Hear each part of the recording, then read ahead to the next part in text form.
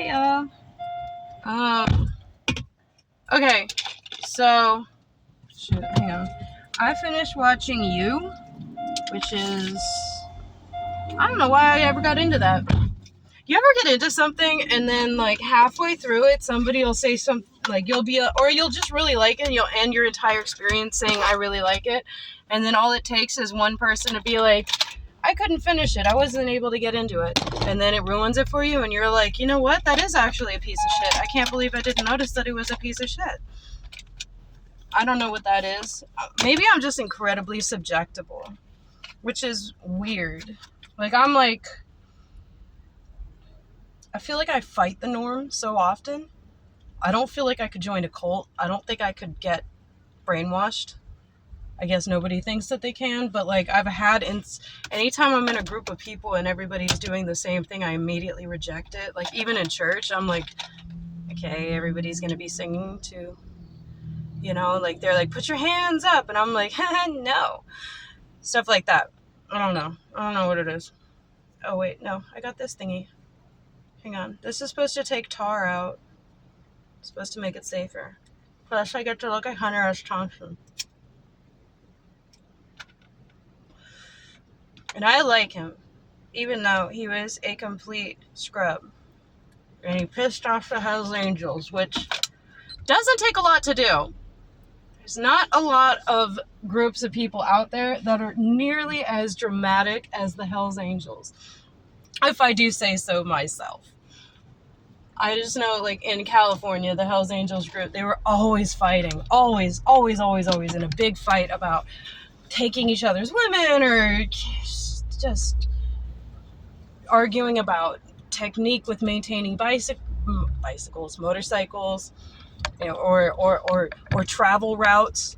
I know this because my mom knows this. Like, I guess she dated a guy named Tiny. Every chapter of the Hells Angels has a Tiny in it, and he's never Tiny.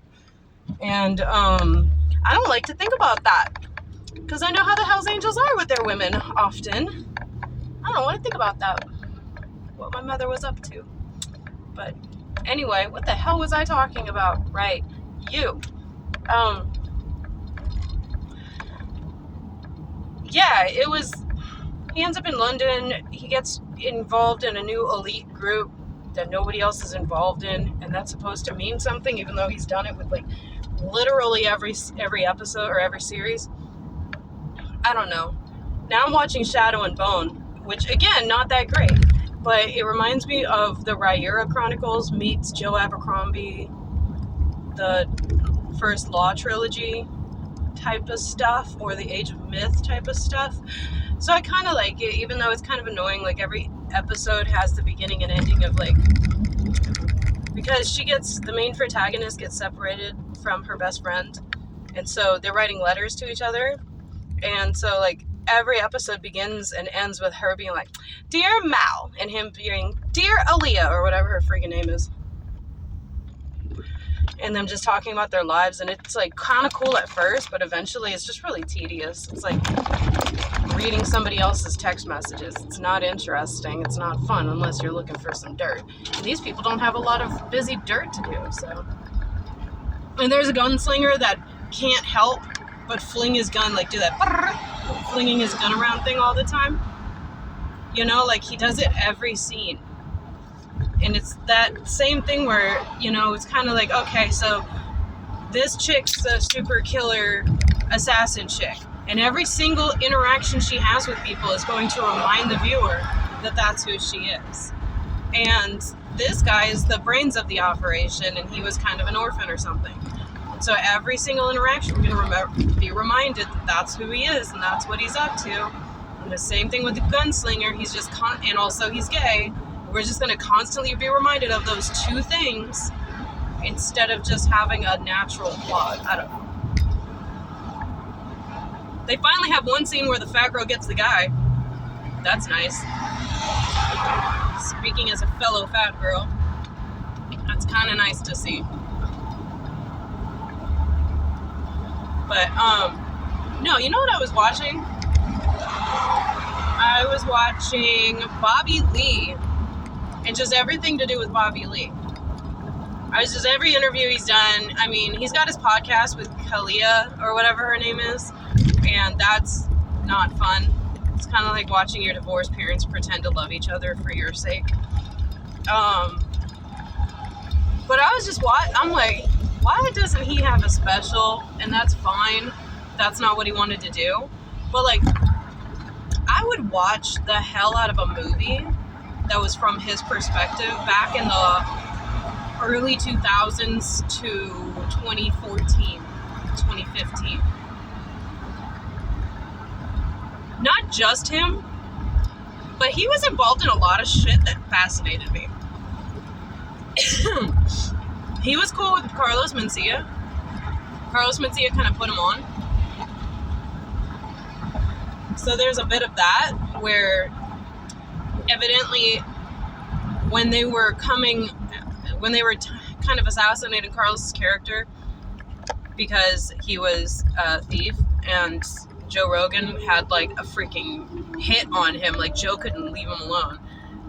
And Carlos is like, why me, man? Like, all of us do this. And like, turns out, like, yeah, Robin Williams stole jokes. George Lopez stole jokes. Like, everybody, Dane Cook, stole jokes, but did it honestly. Like, he owned up to his thefts. He owned up to it. Nobody else really did. Louis C.K. accused everybody of stealing his jokes. He's such a masochist. But anyway, it was just interesting to me because there was this guy that did this, and I did deep dive in this a few years back. So Joe catches Carlos at a comedy club, and he gets on stage and he starts telling everybody, hey, by the way, the guy that steals jokes is here stealing jokes, just letting you know, don't use your best new material because you're gonna get it stolen. And then Carlos gets on stage and starts screaming and arguing and gets the mic so that he's yelling over the top of Joe Rogan, and I think Joe got them to cut his mic so that Joe could be heard. And that's when Carlos accused him of not being a real comic. And Joe was like, shouted to the crowd, he was like, am I a comic? Am I not a comic? Am I a comic? And everyone was like, yeah, you're a comic. Which was kind of fun. And then there was this guy that was going around interviewing all the comedians and being like, hey, what do you think about Carlos? And then that's when Bobby Lee jumped in and he was like, you mean Ned? That's my text ringtone. That's so bad. Is a guy throwing up, but he makes a ooh sound and it's so freaking funny. Anyway, that kind of screwed Carlos up a lot because he never had a real authentication from Mexicans anyway, because he wasn't Mexican. He was almost Mexican. He was Honduran, but then it turned out he wasn't even really Honduran. He was also German. And a whole bunch of stuff. And if there's one thing Mexicans hate, it's literally anyone else that speaks Spanish that's not Mexican. So if you're going to be famous California, you know, the land of the Mexicans, I call it Mexico's middle finger, because it's shaped like, anyway, if you're going to get famous there, you better not lie about that shit. Even Selena Elos Dinos had a hard time transitioning to Mexico because they were like, you're not Mexican, you're American, you know, like even that. And she was super Mexican. So I don't know, that was like the final nail in the coffin for Carlos. And so Bobby Lee was involved in that, and he immediately regretted it. He was like, you're not recording, are you? Because he was like, oh shit, this guy's the guy. He bought me a car when my car didn't work. He put me on Mad TV. He helped hook me up. He included me in his show. He put me on stage. Like, he really is a huge pivotal part of Bobby Lee's career path, trajectory, what have you. And so that kind of broke his heart that he did that. Like, that broke Bobby Lee's heart that Bobby Lee did something like that, because say what you will about Bobby's creepy sense of humor, he's actually incredibly caring and compassionate, and to the point of almost being like a little whippet. Anyway, then there was this other thing that happened that got Bobby Lee screwed up, where Ari Shaffir was dating Natasha Leggero. Ari Shaffir is the guy that got in trouble for making fun of Kobe after he died, which is something he did with every famous person's death. Like, everyone, even Diana Ross dies, he'll make a fat woman joke or something, you know? Like, he doesn't stop. I think I'm on the wrong road. Let me see. Take me home, I want to go home. Oh, that's a big truck to be pulling over. You okay there, guy? Alright, yeah, so Ari Shaffir, the guy that looks like a hairless cat, you know, one of those cats with long noses, big eyes, like, he was dating Natasha Leggero, and I know all of this because he was talking about it on his stand-up comedy show called This Can't Be Happening, or This Isn't Happening, and it's a stand-up show that got taken over by Roy Wood Jr., the black guy that's got a plastic-looking face, and Ari Shaffir created it. It was his brain baby, and it was this thing where everybody gets on stage and tells true stories related to the topic of the week. It's so freaking fun to watch. You got Joey Diaz, you got Joe Rogan impersonating Joey Diaz. Like, there's so much going on. And one of them was Natasha Leggero and Ari Shaffir and Bobby Lee, all on stage telling this story. It was fascinating. And Natasha Leggero, if you don't remember her, she's the one that talks like this. And she's like, oh my goodness, this next generation of people aren't buying enough diamonds. I'm going to create a new diamond adoption agency to home all of these homeless diamonds. She talks like that. It's kind of her only shtick, but it works so well, and I enjoy it so heavily. And she even did a rap song, ironically, which I've forgiven her for. So Ari's dating her, and somewhere along the way, she dumps him, and in some way, Bobby Lee gets blamed for either making fun of the fact that she dumped him, or somehow related to her dumping him, or him telling her something about Ari that made her dump him. It's really confusing, and I don't entirely remember. But what happens is Ari takes this as like, I'm 100% allowed to assault Bobby Lee now. And so he punches Bobby Lee in the face. And Bobby's like, okay, we're cool now though. You can't do that anymore. We're gonna be cool now. And Ari's like, nah, I ain't done yet. And punches him in the face a second time at a different location on a different night. And at this point, Bobby's like, I kind of don't like when you do that. It'd be nice if you stopped. And then Ari does it again until Bobby goes up to the club owner of whatever club they were at when they did this, and he was like, I need you to ban Ari because he's punching me in the face a little too much. And the club owner's like, nah, I'm not going to help you. You got to figure it out. And then eventually somebody does end up banning him. It's a really boring and drawn out story that isn't actually that interesting, other than the fact that Bobby gets punched in the face multiple times by the same person and still wants to be his friend. And this happens a lot with Ari. He's done some unforgivable stuff, or stuff that I would consider to be unforgivable to me. And people just still want to be friends with him. Like Burnt Chrysler. That's what I call him. I can't remember his real name. He's the Machine. Yeah, Ari slipped him Molly when he wasn't paying attention, and then Bert was so high and paranoid, and he'd never done Molly before, that he couldn't say goodbye to his kids the night before the flight that he had to catch to go away out of state for a while, and he was like, oh no, this really sucks. What a horrible thing to do to a friend. And his wife was like, I fucking hate that guy. And then his daughter was like, I really hate that guy. And then Bert was like, I'm new to this comedy scene and I want friends. So he just took it like a champ, man.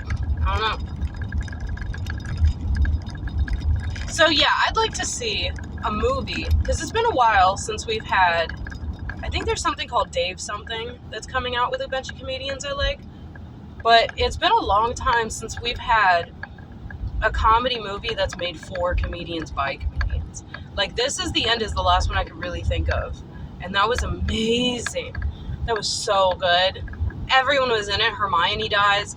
Channing Tatum was like a sex slave that wanted to be a sex slave and enjoyed it, and wore a leather G-string and like flipped over and like showed his booty to the screen, and like it was it was the beginning of Channing Tatum getting taken seriously as a comedic actor. He was in everything after that. They were like, oh, he's willing to be anything, and this is amazing. That's like one of the main things that somebody can do is act gay when they're not gay, and so many doors open for them in Hollywood. I wonder what that's about. But anyway, I would watch something like that where it's like slightly real stuff that happened in 2004 to 2014. I'd say that 10-year gap. I would be fascinated to watch just, I don't know, mostly improv between everybody that saw stuff happen. They get to twist it how they want. It doesn't even have to be that true. And like, have it done in Bobby's perspective. Bobby trying to get up on the comedic scene, trying to make friends, running into people Forrest Gump style, and maybe Joe makes an appearance. Maybe, if he's not willing to, because he isn't super proud about his participation in this time. Maybe everybody just talks about it like it happened. You know, like anybody that's not willing to participate, or like Patrice O'Neal being dead, like he can't participate, then maybe we just have all these other great comedians like Tom Segura and Andrew Schultz and all these other people that are coming around the same time. Maybe they just talk about it and do it in a comedy way where it's funny to listen in on. Like, you'd feel like you're eavesdropping on the cool kids table. And then, you know, you can have Bobby Lee, the ending of it, it would be so freaking funny if at the very end of it, Bobby Lee meets his dream girl, which is Kalia, which, like, we know how that turned out. She cuckolded him, and it was really shitty, and she was just a psychopath. But in the movie, it'd be really funny if, like, his, like, last gasp of relief is to meet this dream girl, and for him to just ride off into the sunset with her. And then that would only be funny to people in the know. But like, Ari Shaffir is desperate to be on screen again and be forgiven by America, so he would definitely do it. Tom Segura will do anything for anyone, so long as he gets to do what he wants to do. He's not willing to do anything anybody else wants to do, and he's got a really sick, twisted mind. So it would be fascinating to see what he comes up with. And like Bert Kreisler, he'll do anything. He'll do anything his friends do. He's a team player for sure. Bill Burr can show up and just be like, the fuck are you doing? What the fuck? No, you don't fucking do. You know, do that. Have some black comics in there. Tiffany Haddish, I'd like to see her in it. I'd like to see, and Kevin Hart could be the character that's like, you remember like Adam Sandler's movies, how there's always that one guy that everybody can't stand? Like, Doyle rules, you know? Like that. Like, Kevin Hart can be that guy. Like, on a character's worst moment, for a character, he can walk up and be like, look at these fucking shoes I got. They cost me like $8,000. Isn't that insane? I got them for free. You know? I could see him doing that really well. I would enjoy that heavily. I really would. I'd love to see them shitting on Bobby Lee. Because he's also got, like, and that's the other thing. He goes to Tijuana. He does some Hunter S. Thompson shit there all the time. He goes there and hides in the closet while his friends have sex, and then he's like jacking off in the closet. He's like, well, I'm already here, kind of thing. Gets so high he can't find the border, and when he finds it, he realizes he crossed the wrong way. Something like that. I remember him telling a story like that. That would be fascinating. That would be amazing. Cheech Marin could be the border. Okay, let me stop. That would be so good. Like Mr. Saturday Night, that was another one where oh shit, I gotta pay? I'm not gonna pay. Man, I gotta pay. Alright, let me pause this because I gotta count out a shit ton of quarters. I got to see the girl with the pretty hair again. She made it worth that $150. I don't understand why Montgomery has toll roads. What am I paying for, bro? You got a toll road to go to where? I'm not going to San Francisco. I'm not going to New York. I'm not going even to Jersey. I'm going to freaking Alabama. And I'm already in Alabama. So I'm just going from one Alabama to another part of Alabama. Why is that worth $1.50?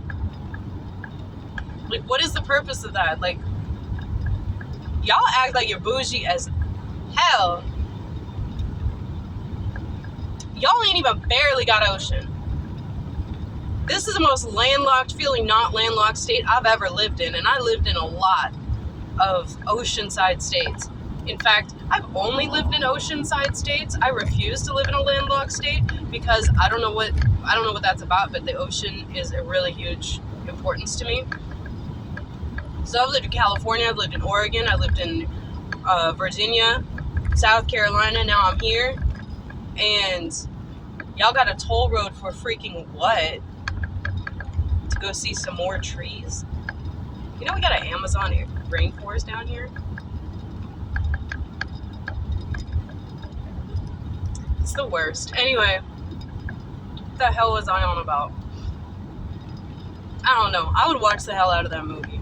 I'd love for them, because, yeah, Mr. Saturday Night with Billy Crystal, who, by the way, did an amazing Muhammad Ali impression to Muhammad Ali. Like, he was giving an award, or a lifetime award, achievement something, and Muhammad Ali was the recipient, and he went on stage, and he was like, 15 rounds, and I'm still pretty. And he was doing it the whole look. It was so good, and Muhammad Ali's in the audience laughing his ass off. I don't know. Anyway, but like Billy Crystal did this movie called Mr. Saturday Night, and it had a bunch of old comedians in it, like from the 60s and 50s, you know, black and white comedians, black and white stage, or black and white cameras, whatever. Anyway, Jerry Lewis was on there. And he was like, it was so exciting for me because, like, you know, like, I don't know all the comedians, but I recognize a lot of faces. I used to watch the Colgate Comedy Hour a lot when I was a kid.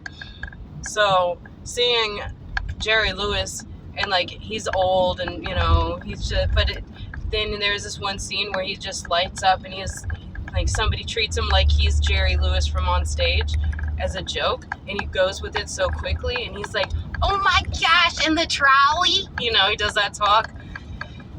And it's like he lost like 20 years doing that. Like, he looked so much younger, and just, who didn't love Jerry Lewis? I love him. Anyway, I miss movies like that, comedy movies for comedians. They're usually really dark. They're really, really dark. They're not fun, because comedians are not fun people, really. They're not trend-setting, crowd-pleasing, whatever, like you'd expect them to be. What they really are is a dark, bottomless pit of despair and self-degradation. Like, they are so far removed from normalcy and from social acceptance or feeling accepted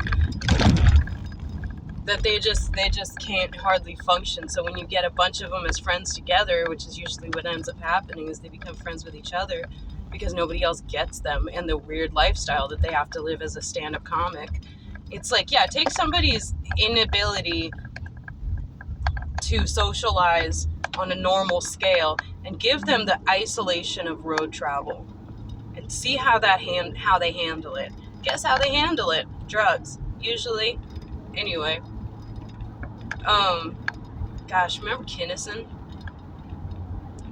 I remember Kinnison. I miss him. He was amazing. He was one of them, you know, like, just whores! You know, I don't know. Yeah. Just to watch something like that, it'd be like Napoleon Dynamite, kind of.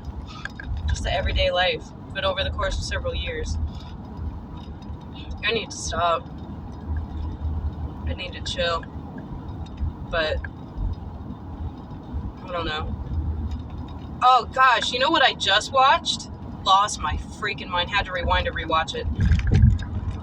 Chris Rock special. Chris Rock. Oh, you were ready for that one, weren't you? I sure was. That was amazing. That was so fun. I could have done without him talking about eating ass. Personally, I don't really want to know about that stuff. It grosses me out. Bless my little asexual heart. But it sure was fun to watch. It sure was. And he was talking about one of my favorite topics that comedians talk about is raising rich kids. I haven't heard a lot of them address that, but like Ricky Gervais talks about how he doesn't want to have kids because he doesn't want to raise rich kids because he hates rich kids. I get with that. And then Dave Chappelle talks about coming home and his kids are, act like spoiled upper middle class rich kids. And he's feeling really proud of that. And then Chris Rock, he was talking about it in this special about how his daughters are like they get into tennis, they speak multiple languages, they're in expensive schools, they act up and do expensive girl shenanigans. And he doesn't know how to force them to learn how to adjust themselves the way he had to learn to adjust. And he was talking about how his mother, when she was a little girl down in South Carolina, didn't know he was from there. Hey, what's up, man? That's part of your charm, I can tell. She had to go to a vet to get her teeth taken care of because they didn't have black dentists or people that would do dental work on black kids. And there was only a few, and when they weren't available, you had to go to a vet. So, I mean, segregation didn't end that long ago in the South. It was still pretty practiced. Even when they desegregated the schools, they had a whole white flight, and all the private schools became the new alternative for white families that didn't want their kids around black kids. Anyway, he was just talking about his oldest daughter is training as a culinary artist in Paris, and he's incredibly proud of her. And he was like, my mother, who had to get her teeth taken care of by a veterinarian, is flying to Paris every month to have coffee with her granddaughter. That moved me. That got my love going a little bit. That hits me pretty hard. And then, but my favorite, and the reason everybody tuned into this special, besides the fact that Chris Rock is a freaking beast, everybody tuned in because they wanted to hear him address the bitch slap. And he addressed it at he knew why we wanted him to talk about. He knew what we wanted to hear. And he waited, and he made us wait for it. And the very end, he goes, and it was great. It was so great. He's talking about how everybody called him a bitch because of his little entanglement. He's like, 50 Cent called him a bitch. And then he was like, he didn't slap 50. And he was like, yeah, you're going to hit me. That's the bitchiest shit I've ever seen in my life. I'm like, fuck yeah, it was. I was like, I was like, go, man. Get madder. And then he said the reason why he didn't hit him back was because he was raised. And I was like, yeah. He was like, I was raised not to fight in front of white people.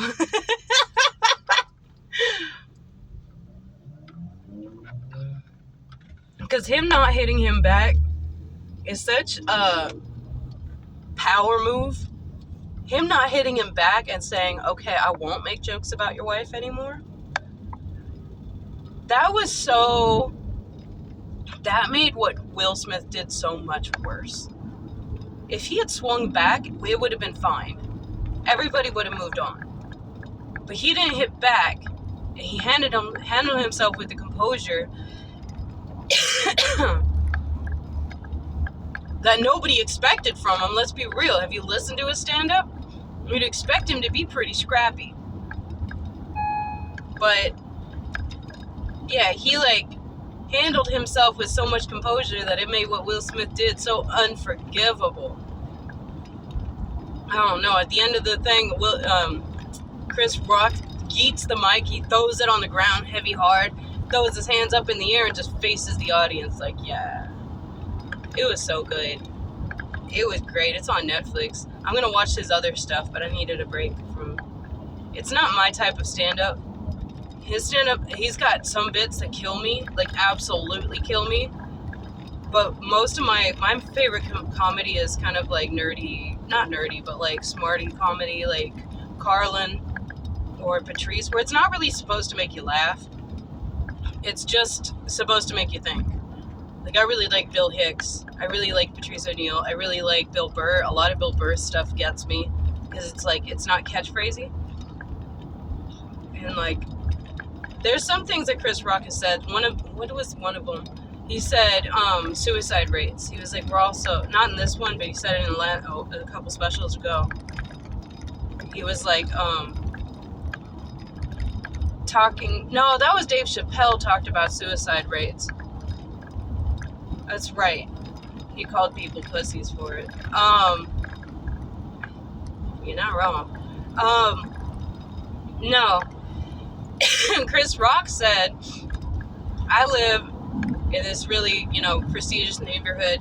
Mary J. Blige is my neighbor, and then he named some other really high-end musician or somebody that's also black that lives in his neighborhood. He's like, they had to like really achieve to get into that neighborhood. It's a really expensive, elite neighborhood. And he's like, my white neighbor is a dentist. That's all he had to do to get into this neighborhood. Shit like that. I don't know. It was great. It was great. He gets misquoted a lot. I had a friend of mine, not really a friend anymore. He used the N-word with the hard R, which is just like annoying.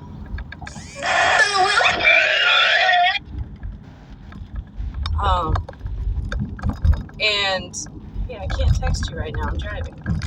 No, the heck was I just talking about? I got so distracted just now. Oh yeah, I used the N-word with the hard R. He was like, my roommate doesn't want to live in that set. He's afraid of living near N-words.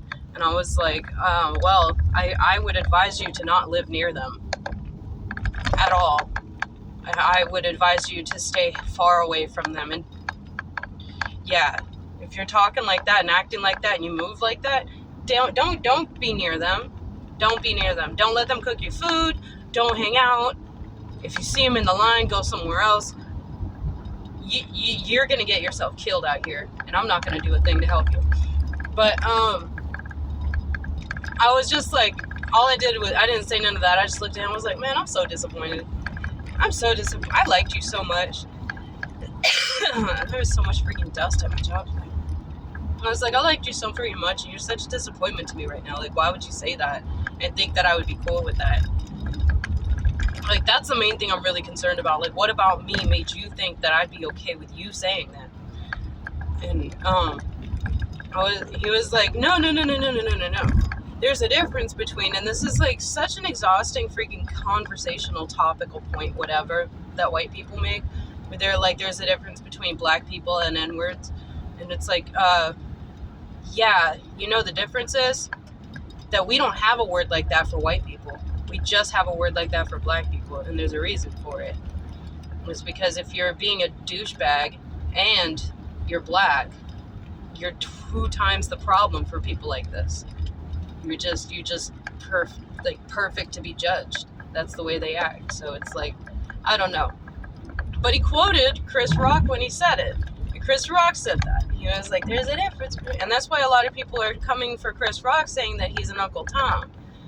And it's like, he ain't no Uncle Tom, y'all. He really isn't. He says a lot of stuff that makes white people uncomfy in every freaking special I've ever seen. He absolutely does not sit there and make it out like he's an apologetic for the masses. He ain't doing that. But it's just that white people take what he says and they run with it because it makes them feel better about their shitty perspectives. That's such a disappointment. I'm so tired of white people being racist and like, that's why I'm okay with the Confederate flag. Like, rock that shit. Let me know. Let me know at least like how far of a conversation with you I'm gonna have. It's like, if you got a Confederate flag, I know that I'm like maybe 5 minutes a day conversational with you. Anything further than that, and then I'm gonna have to tread in some murky ass waters, you know? Anyway, that was a depressing freaking end. Bobby Lee. I'd like to watch Bobby Lee and Theo Vaughn. Like, they're my favorites when they interview each other. They crack me up because their brains are so jacked up. I don't know. Anyway, it's time to go watch my rich white kid play soccer. Hey, he's white. I checked the box. I got his health insurance today. He's a white kid. He's white on every piece of paper he's ever had. When he goes to get a loan from a bank, he's gonna get it. Promise you that. If they say anything, I'm like, hey, he's half white. That makes him white. What you got? What you got for me? Talk to him for 5 seconds about bugs and tell me he's not white. Anyway, all right. Take care, y'all. Be safe. Bye.